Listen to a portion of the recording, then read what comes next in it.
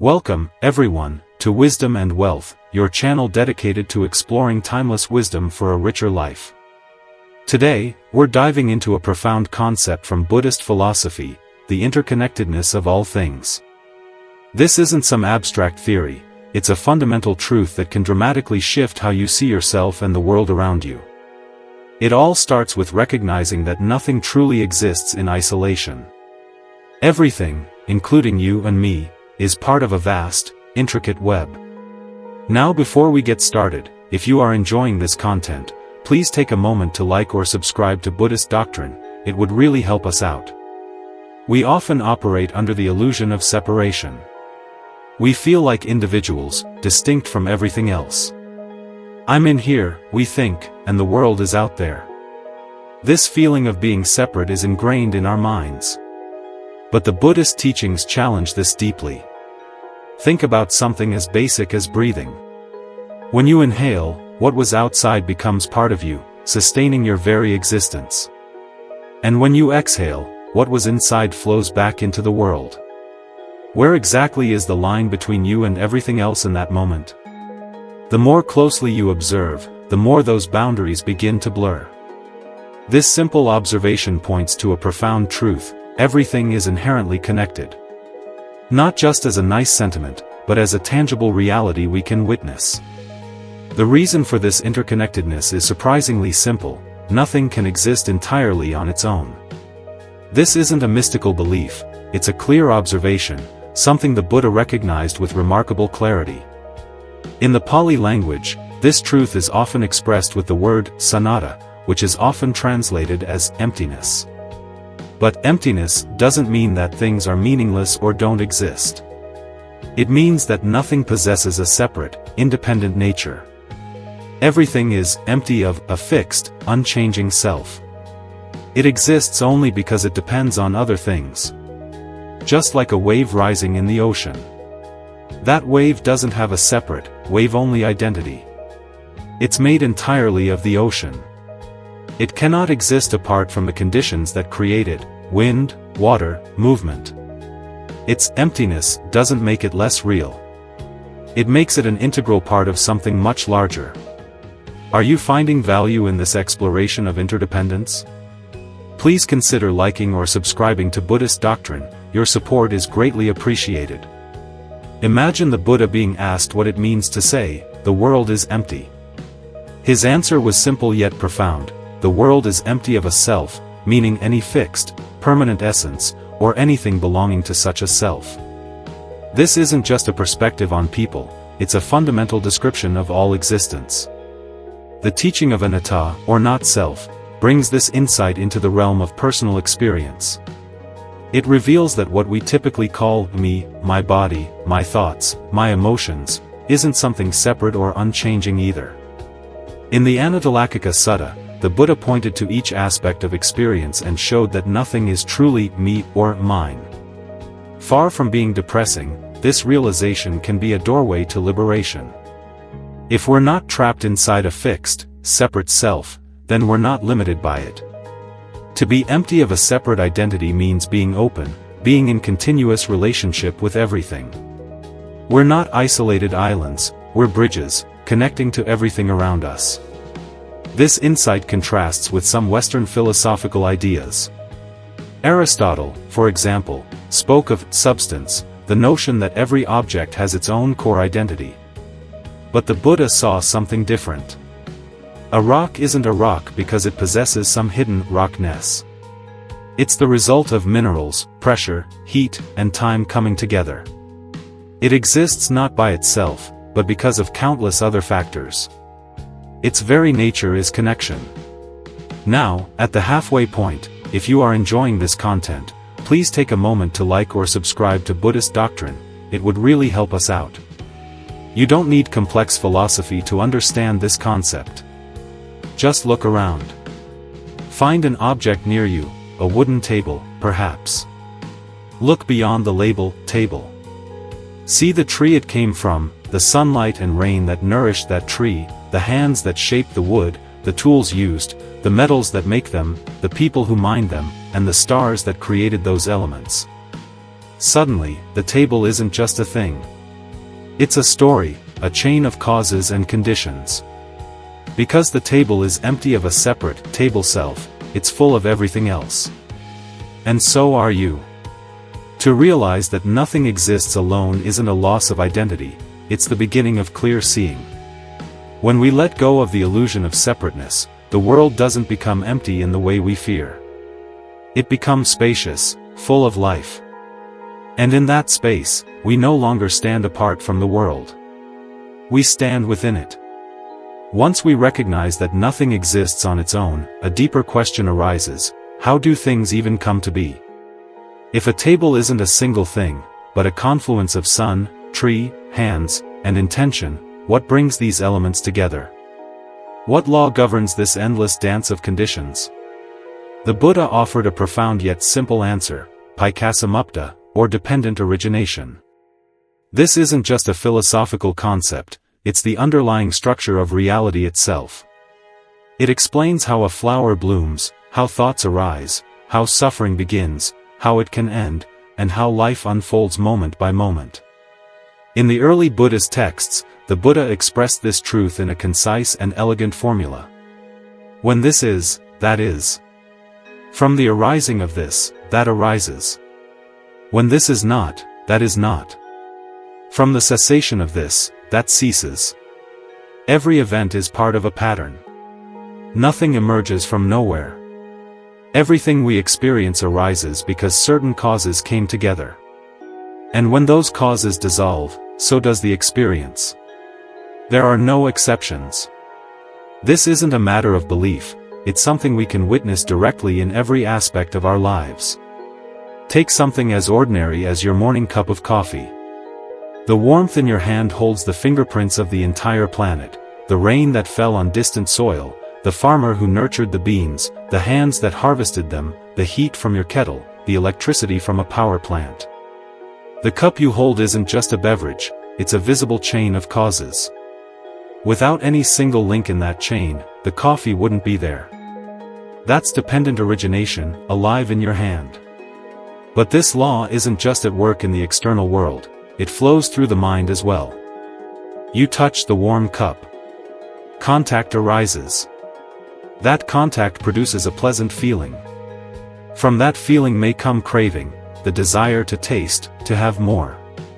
In Pali, these steps are known as phassa, vedana, ta, contact, feeling, craving. These aren't abstract terms, they describe your moment-to-moment experience. One leads to the next, naturally, silently. Nothing comes from nowhere. Everything leans on what came before. Other traditions have sensed this mystery as well. The Tao Te Ching, a timeless Chinese text, speaks of the Tao, the natural way through which all things arise. The Tao gives birth to one. One gives birth to two. Two gives birth to three. And three gives birth to the 10,000 things. This echoes the Buddhist view: things aren't created once and for all, they're always being born, always unfolding, always dependent on other things. Life isn't made of fixed objects, but of processes that ripple into each other without beginning or end. This truth isn't just philosophical, it's transformative. When a powerful emotion arises, fear, anger, sorrow, or even joy, we don't need to be overwhelmed or swept away by it. Instead, we can gently ask, what conditions gave rise to this? Did the anger come from exhaustion? Did the sorrow stem from an old wound? Did the joy bloom from a simple act of kindness? The moment we clearly see the causes, we stop taking experience so personally. Joy, anger, sorrow, they're not declarations of who we are, but reflections of the conditions that brought them about. To see causes is to see clearly. It's to understand that what arises can cease, and what feels fixed can change. This isn't just knowledge, it's freedom. For in a world built on conditions, nothing is doomed to stay as it is, not even suffering, not even us. As we reach the end of today's video, if you are enjoying this content, please take a moment to like or subscribe to Buddhist Doctrine, it would really help us out. So far, we've seen that nothing exists by itself, and that everything arises from conditions. But this understanding leads us to a more personal question: where do we, as human beings, fit into this great web of arising and fading? If all things are connected, then what role do our choices, thoughts, and actions play? The Buddha answered this with a teaching that speaks directly to our lives, the teaching of Kamma, often known as karma. But this word, though familiar, is often misunderstood. It's not fate. It's not some cosmic reward and punishment system. It's much simpler, and much more empowering.